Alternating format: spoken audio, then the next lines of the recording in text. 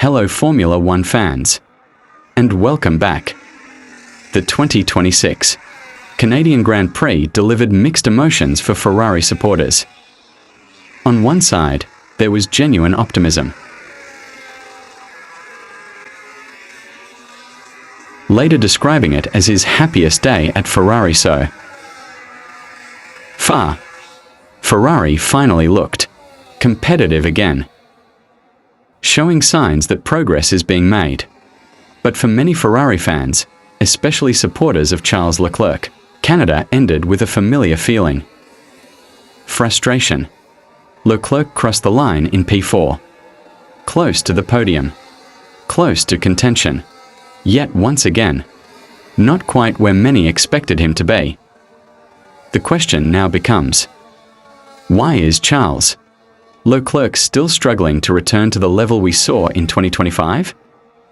And perhaps more importantly, what needs to change before the next race? Ferrari's weekend, a step forward or a missed opportunity? From a team perspective, Ferrari certainly has reasons to feel encouraged after Canada. Lewis Hamilton looked increasingly comfortable throughout the weekend, demonstrating stronger pace and confidence in the SF26 package. After the race, Hamilton admitted he felt very light emotionally and described the result as his most positive experience since joining Ferrari. Ferrari appeared more balanced, more stable, and strategically more disciplined than in earlier races this season. However, Formula One is never judged by only one side of the garage.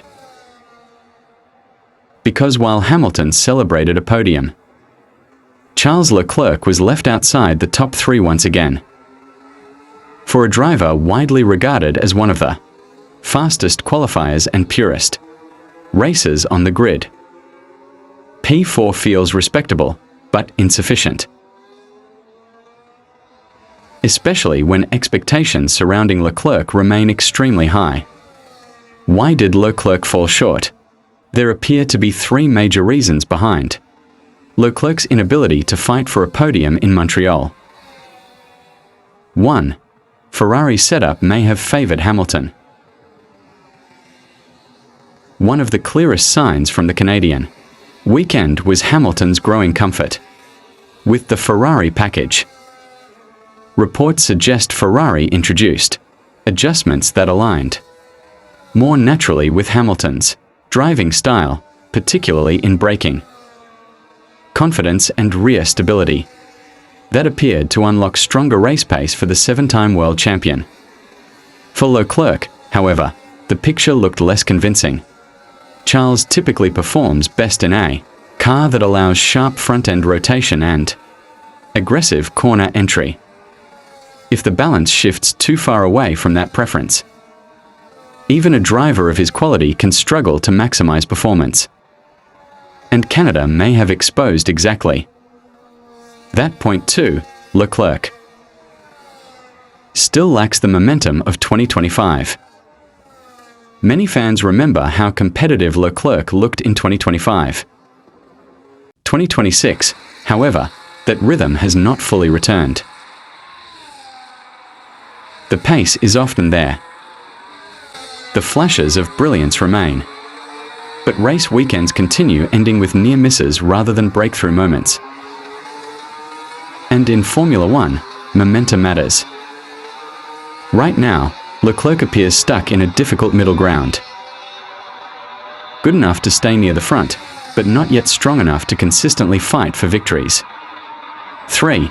Ferrari still trails the benchmark teams. Another key factor cannot be ignored. The competition simply looks stronger. Mercedes, in particular, showed exceptional race pace in Canada and demonstrated superior tyre management across long stints. Ferrari appears to be improving, but the gap to the very front still exists. And in modern Formula One, even a few tenths per lap can make the difference between standing on the podium or watching it from fourth place. Why Leclerc fans are disappointed? For Leclerc supporters around Europe, the United States, and globally. The disappointment is understandable. This was a circuit where many believed Charles had a genuine opportunity to deliver something special. Canada traditionally rewards bravery under braking, precision, and racecraft, qualities Leclerc undeniably possesses. Yet once again, the result was close, but not enough. And perhaps that is what hurts most. Because this does not feel like failure. It feels like untapped potential. What should Leclerc and Ferrari do next?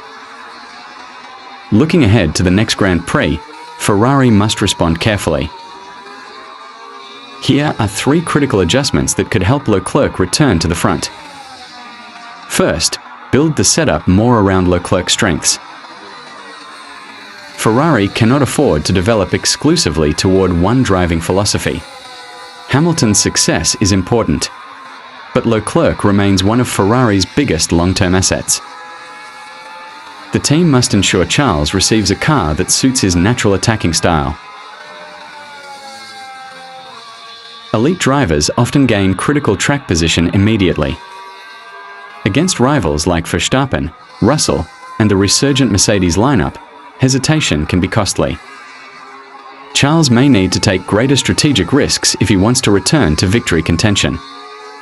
Third, Ferrari must execute perfect race strategy.